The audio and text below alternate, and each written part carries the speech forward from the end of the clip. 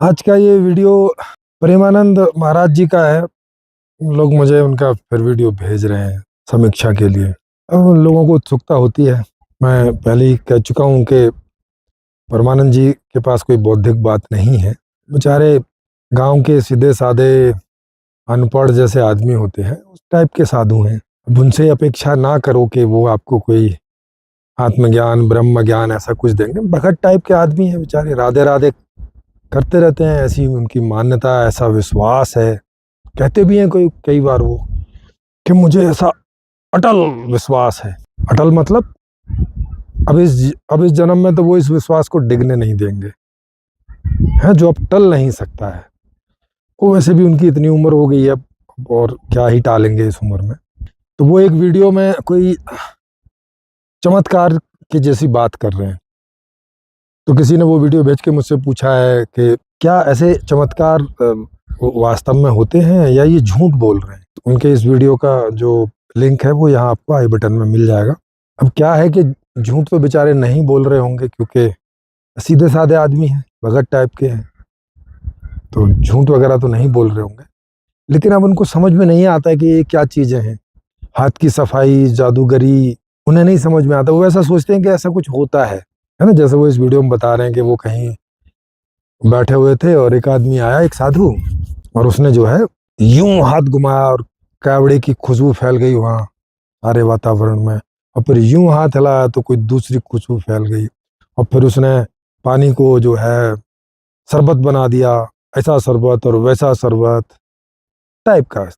ये कुछ चीजें रहती हैं कि आदमी थोड़ी सी बात को थोड़ा ज्यादा बड़ा करके कर सकता है। इस तरह का झूठ थोड़ा बहुत हो सकता है, आदमी को मालूम नहीं चलता, क्योंकि ये बात उन्होंने कितनी जगह बोली होगी और हर बार थोड़ी थोड़ी भी बढ़ती रही होगी तो वो बहुत हो जाती है। जब किसी का कोई गुणगान गाता है तो थोड़ा बड़ा चढ़ा के बोल देता है। तो जब भी किसी का गुणगान सुनो तो उसको थोड़ा सा धरातल के हिसाब से लेके और अपने हिसाब से एडजस्ट कर लेना कि अच्छा ऐसा ऐसा कुछ रहा होगा। उसकी बात अक्षर से नहीं लेना। और ये तो बेचारे सीधे साधे टाइप के आदमी हैं, है ना। अब आप खुद ही सोचो, अब इन्हें लगता है कि कोई राधे जैसी है और ये राधे राधे करेंगे, और वो राधे जो है कृष्णा से बोल देंगे कि हे कृष्णा इनको मुक्त कर दो, और कृष्णा इनको मुक्त कर देंगे। इस तरह की तो इनकी मान्यता है। आप सोचो, मतलब ये ऐसे ही है जैसे बच्चों को कहानियां सुनाते हैं परियों की, और वो 10-12 साल की उम्र में ऐसे करके सोता है। उसको बोल देते हैं ना कि तुम सो जाओ और रात में परी आएगी और तुम्हारे तकिए के नीचे कुछ प्रसाद रख देगी, सुबह को खा लेना। अब वो रख देते हैं माँ बाप ही। ऐसे ही उनको लगता है कि बच्चा खुश हो जाएगा टाइप का, क्योंकि वो इतने मनोवैज्ञानिक तो होते नहीं है कि उन्हें पता चले कि ऐसी चीज़ों का एक अबोध मन के ऊपर क्या असर पड़ेगा, अबोध चेतन पे क्या असर पड़ेगा। वो बेचारे लाड़ प्यार में आके इस तरह की चीज़ें कर जाते हैं। बच्चा है, बच्चा देखता है कि सुबह बरसात है और रात माँ बाप ने बोला था, तो वो इस हिसाब को ऐसे सोच लेता है कि अच्छा परी आई होगी और उन्होंने जो है मुझे प्रसाद रख दिया। ऐसे ये बेचारे बचपन से सुनते चले आए होंगे कथा वथाओं में ऐसे, और पुराणों वुराणों की घटनाएं, और मानने लगे होंगे कि ऐसा होता होगा, तो चल रही है गाड़ी उनकी। ऐसे ही चमत्कारों के बारे में उन्होंने सुन रखा है, या इस तरह सामने कभी कोई आके कर दे। अभी जैसे जब मैंने शिविर लिया था अहमदाबाद में, तो मैंने एक चमत्कार करके दिखाया था। तो महाराष्ट्र से आए थे या छत्तीसगढ़ से, ध्यान नहीं मुझे, एक व्यक्ति आए थे, और ये चमत्कार की बात उन्होंने ही रखी थी। चमत्कार ये था कि भाई जैसे कहीं चोरी वोरी हो जाती है और लोग स्याने के पास जाते हैं, और स्याना जो है बता देता है कि भाई चोर कौन है, और वो बात सही निकल जाती है। ऐसे करके वो बोला था। मैं कहा चलो ऐसा चमत्कार तो मैं भी दिखा सकता हूँ। मैं कहा तुम एक लिस्ट में 8-10 नाम या 4-6 जो भी जितने भी लिखने चाहो लिख लाओ, जो तुम्हें लगता हो कि तुम्हारे घर में या अगल बगल में कुछ चोर जैसे होंगे, और मैं वो सारे नाम आपको बता दूंगा बिना देखे। अब वो एक पर्ची में लिख लाया, और मैंने वो पर्ची देखी नहीं, और मैंने उसको सारे नाम बता दिए। अब वो बहुत चक्का, बोले तो चमत्कार है। तब चमत्कार कुछ भी नहीं था, हाथ की सफाई थी।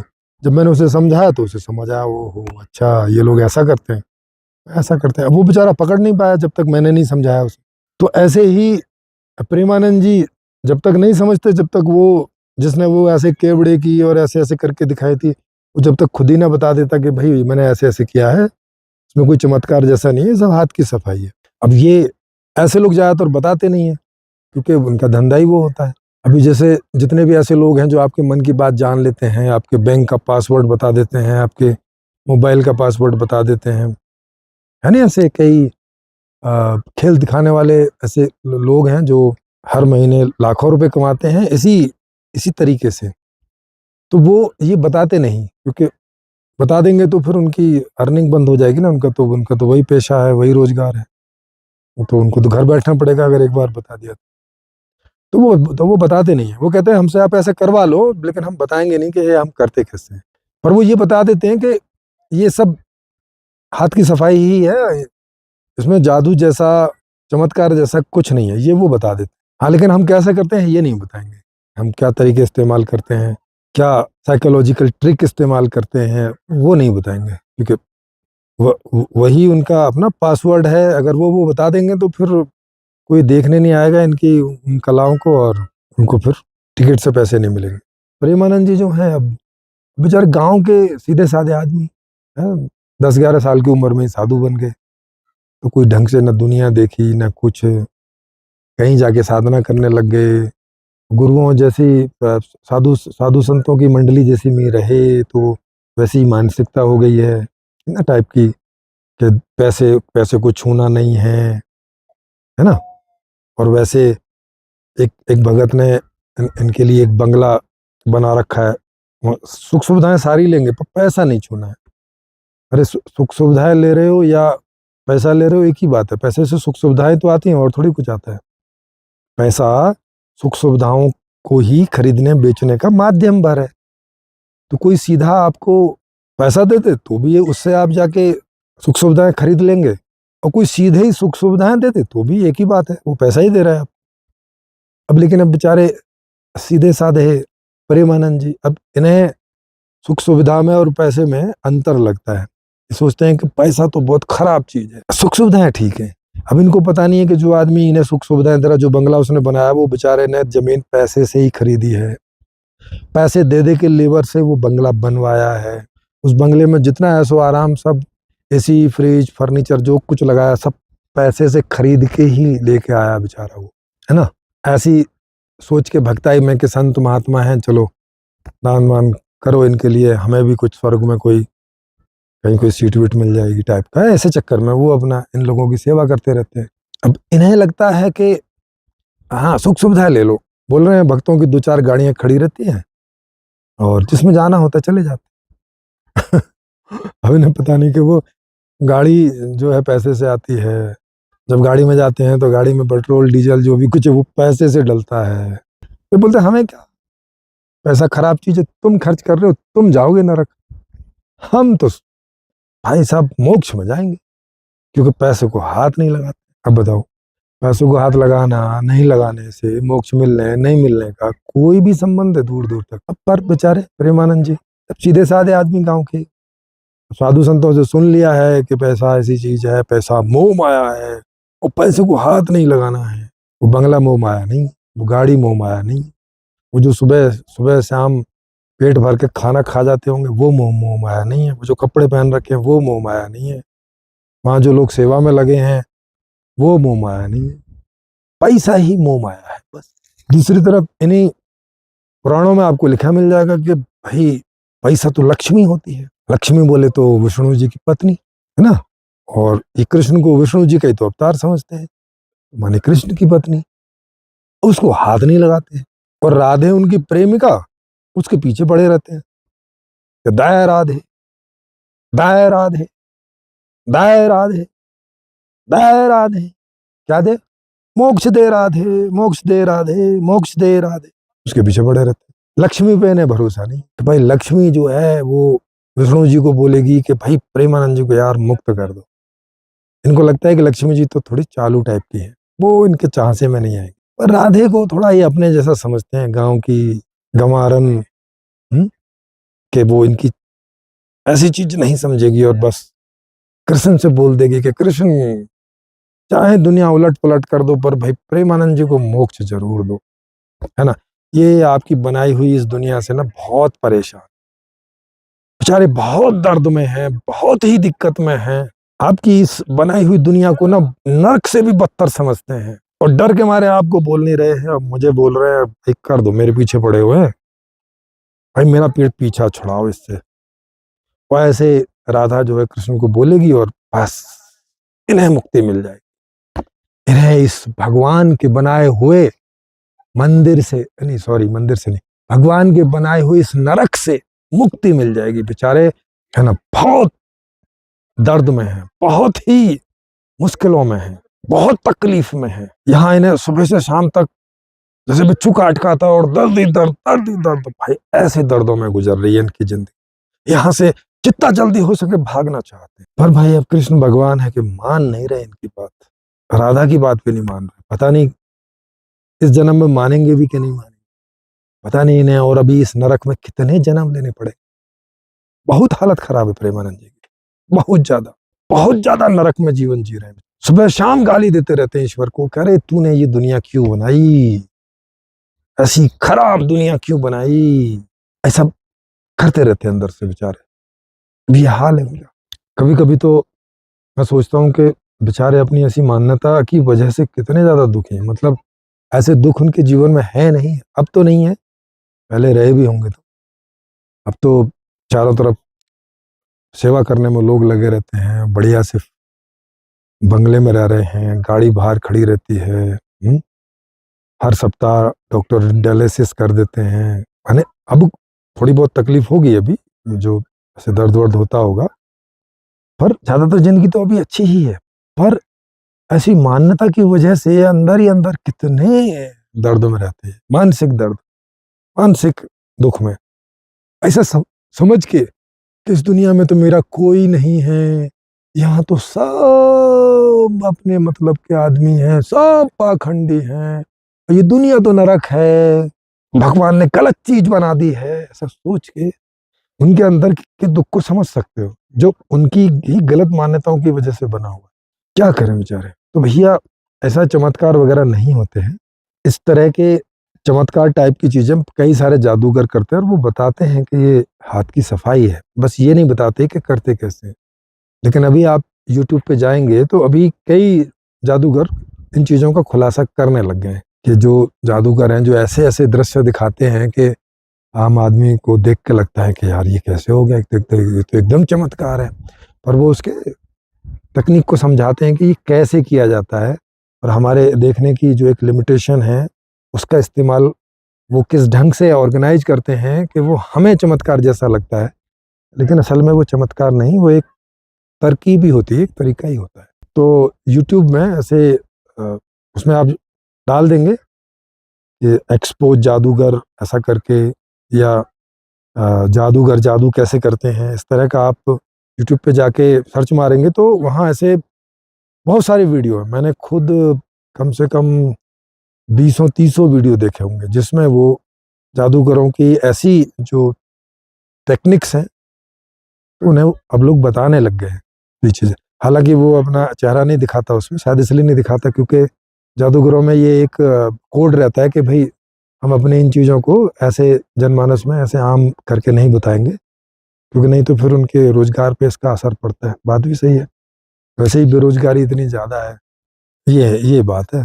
फिर भी जिनको ऐसा लगा हो कि नहीं नहीं भाई साहब चमत्कार तो होते हैं, तो भाई किसी चमत्कारी को मेरे सामने लाओ, मैं उसको पकड़ दूंगा, आपको बता दूंगा, उसकी रिकॉर्डिंग भी करेंगे चारों तरफ उसके कैमरे लगा के। क्योंकि जादूगर जितने भी जादू दिखाते हैं वो एक मतलब सामने सामने के कैमरे से दिखाते हैं, पीछे कैमरा वगैरह होता नहीं, और वहाँ पीछे से वो क्या करते रहते हैं, पीछे से ऊपर से, ऐसा नहीं होता। मैं उनके चारों तरफ कैमरा लगा के रखूंगा और फिर उनको बोलूंगा कि अब आप चमत्कार करो, फिर देखो। उन सारे कैमरों को चला के देख लेंगे, आपको पता चल जाएगा कि उसने कैसे किया है। तो बेचारे अब प्रेमानंद जी हैं, इनको लगता है मंत्र से कुछ हो जाता है। अब वो अलग बात है कि ये पूरे जीवन इनको मंत्र जपते हो गया, इनकी किडनियां आज तक ठीक हुई नहीं, है ना। खांसी जुकाम तक को ये दवाई लेने जाते होंगे, कपड़े भी कोई मंत्र से आते नहीं इनके, खाना भी कोई मंत्र से आता नहीं, जिस बंगले में रहते हैं वो भी कोई मंत्र से बना नहीं है, गाड़ी जिसमें चलते हैं वो भी कोई मंत्र से आई नहीं है। तो इनके जो बाल बड़े हुए हैं ये भी मंत्र से बड़े नहीं है, दाढ़ी जो बड़ी हुई है वो भी मंत्र से बड़ी नहीं है।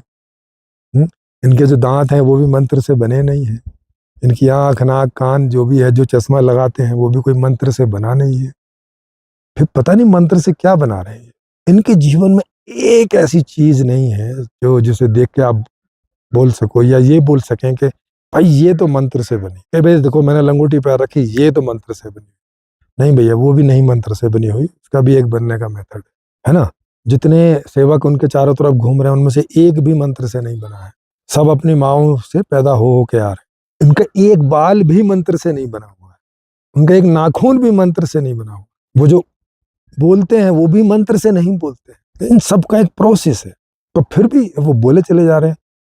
अब मैं ये तो नहीं कहूंगा कि झूठ बोल रहे हैं, क्योंकि मुझे नहीं लगता कि झूठ बोल रहे हैं, बस बुद्धि नहीं है उस तरह की, नासमझी में बोल रहे हैं। तो अबोधता में ही कहूंगा कि अज्ञानता में वो ऐसा बोल रहे हैं कि ये झूठ हो जा रहा है ना। कि कई बार बच्चे बोलते हैं ना अज्ञानता में, जैसे उनसे बोलो कि अरे भाई रात में परी आई थी क्या, तो बोलता हाँ हाँ परी आई थी। अब वो बोलते इसलिए रहा है कि उसके तकिए के नीचे उसको प्रसाद मिल गया था, तो उन्होंने ऐसा समझ लिया कि परी ही आगे रख के गई होगी, लेकिन वास्तविकता ये थी कि उसकी माँ ने रखा था प्रसाद, लेकिन उसको बताया ऐसा था कि परी रख के गई है। अब वो अबोधता में तो बोल रहा है कि हाँ परी ने प्रसाद रखा, अपनी माँ पे ऐसा भरोसा करके कि माँ झूठ थोड़ी बोलेगी, लेकिन अल्टीमेटली तो ये झूठ ही है ना। तो ऐसे प्रेमानंद जी हो सकता है कि बेचारे अज्ञानता में अबोधता में बोल रहे हो, पर है तो ये अल्टीमेट झूठ। वो जो चमत्कार करने आया था उसको तो मालूम ही है कि वो हाथ की सफाई कर रहा है, लोगों को बेवकूफ बना रहा है ना। कुछ साधु हैं ऐसे जो ऐसा करके और अपनी रोजी रोटी चलाते हैं। वो बोलते नहीं कि ये जादू है और इसके पीछे ट्रिक है, वो ऐसा बोलते कि नहीं हमने ये सिद्धि से पाया है, भगवान की हमारे ऊपर मेहर है। और प्रेमानंद जी जैसे सीधे साधे आदमी बेचारे भरोसा कर लेते हैं कि भाई भगवान के नाम पे झूठ थोड़ी बोल रहा होगा, झूठ बोलता तो भगवान इसको अभी न दंडित कर देते हैं। ऐसा ऐसा कुछ सोच साच के कुछ बेचारे बोलते रहते हैं। नहीं तो सोचो ऐसे करके केवड़े की खुशबू फैलती हो तो वो पूरी दुनिया में ना फैला दे। वो जो खाना खाना मांगते रहता है, अभी कहीं भंडारा लगे तो वो भंडारे में जाएगा और वहाँ 10 रुपए दक्षिणा दी तो बोलेगा 10 क्यों दी, मुझे 50 रुपए चाहिए। यूं करके पैसा नहीं बना सकता है, यूं करके बस केवड़े की खुशबू फैला रहा है। और केवड़े की खुशबू भी फैलाए यूं करके, तो भाई साहब एक नगर में अगर वो फैलाए तो नगर वाले उसको हर महीने की सैलरी दे देंगे अच्छी खासी 2-4 लाख रुपए की। पर वो नहीं फैलाएगा वहां जाके, क्योंकि नहीं है ऐसा फैलता। ऐसा सब फुद्दू बनाया जाता है। ऐसे शरबत बनाने की बात होती है तो गर्मियों में भाई साहब पूरी दुनिया को शरबत पिला सकता था, क्योंकि उसको क्या है, मंत्र ही तो मारना है, बस यूं हाथ ही तो मारना है श्यों, और शरबत। हर दिल्ली के और सारी दुनिया के हर घर में एक टोंटी लगी रहे और बस वो हर सुबह यूं करे और वो टोंटी शरबत से भरी हो, सुबह से शाम तक सब लोग शरबत पिए। या वो बस एक बार कर दे और पूरी जिंदगी वो टोंटी में शरबत निकलता रहेगा, जब खोलोगे तभी शरबत। तो तर्क लगा के भी आप समझ सकते हो कि ये सब बेवकूफ बनाने के लिए ऐसे लोगों के द्वारा, जादूगर बोले तो वो लोगों को एंटरटेन करते हैं। वो बोल देते हैं कि भाई ये ऐसा कुछ वास्तव में है नहीं है, ये हमारी बस ट्रिक्स हैं, तरीके हैं, बस आपको जो मनोरंजन करने के लिए है, आपको मजा आएगा देख के, अब आप अपना दिमाग घुमाते रहो कि कैसे किया होगा क्या किया होगा टाइप का। तो उस तरह का मजा लेने के लिए वो करते हैं। लेकिन ये उल्लू बनाते हैं इस तरह के जो साधु वगैरह हैं, सिद्धि बोल के और ऐसा बोल कर वैसा बोल करते, दोनों पैसे के लिए ही है। जादूगर भी पैसे के लिए करता है रोजगार के रूप में, वो बेचारा भी पैसे के लिए ही करता है, क्योंकि कहाँ जाए, रोटी तो चाहिए, कपड़े तो चाहिए, है ना। प्रेमानंद जी को तो त्याग तपस्या करके ऐसा झूठा झूठा दे ऐसा दिखा के कि हम पैसे नहीं छूते, हम ये नहीं करते, हम किसी से बात नहीं करते, ऐसा दिखा के वो फेमस हो गए। अब हर आदमी तो नहीं हो सकता ऐसे दिखा दिखा के फेमस। वो बेचारे कोई जादू चमत्कार टाइप का दिखा के फेमस होना चाहते हैं, कर रहे हैं सब पैसे के लिए। प्रेमानंद जी भी सब पैसे के लिए ही कर रहे हैं। वो उस कोठी में काहे के लिए रह रहे हैं? तपस्या पूरी हो गई क्या इनकी, मोक्ष मिल गया, तो कोठी में काहे रह रहे हैं? बोल दे भक्तों को ना भैया मैं तो पेड़ के नीचे रहता हूँ, लेकिन नहीं, जैसे ही सुख सुविधाएं मिलती हैं आदमी आराम से लेता है और फिर बोलता है मैं तो पैसे को हाथ नहीं लगाता। फिर भी किन्हीं को लगे कि नहीं नहीं मैं ठीक बात नहीं कर रहा हूँ, तो हमारे यहाँ ऑनलाइन चर्चा में आमंत्रित हैं। मेरा नंबर नीचे फ्लैश होता रहता है, मुझे व्हाट्सएप में बता सकते हैं, तो मैं उनकी चर्चा ऑनलाइन जो है उसमें गठित कर दूंगा, और टोटली फ्री है वो, और आप जहाँ हैं वहीं से उसमें पार्टिसिपेट माने हिस्सा ले सकते हैं। जी।